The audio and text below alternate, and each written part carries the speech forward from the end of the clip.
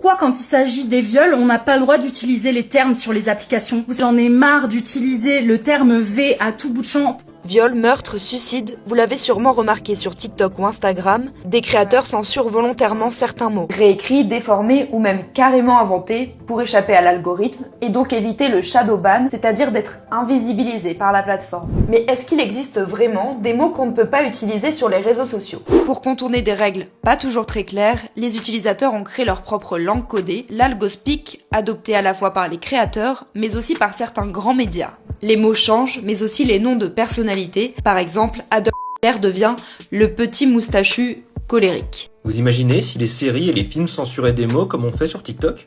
Nous aurions quelques questions à vous poser au sujet de votre voisine, Madame Jones. Elle a été dévivantée. Pourtant, TikTok, YouTube et Meta disent officiellement qu'ils ne censurent aucun mot spécifique et que leur système analyse surtout le contexte. Mais dans les faits, il existe bien des mots déclencheurs qui engendrent une modération automatique. Dans les documents internes techniques, on parle de keyword triggers ou de flag terms, comprenez donc des mots signalés. Lorsqu'ils apparaissent, l'intelligence artificielle déclenche un score de risque élevé, une analyse de contexte si nécessaire, et parfois un déréférencement automatique, même si le contenu n'est pas en infraction. Et l'algorithme a du mal à distinguer un contenu préventif d'un autre possiblement dangereux. Officiellement donc, pas de liste de mots interdits, mais un cadre d'interdiction qui inclut notamment la glorification et l'encouragement de comportements dangereux.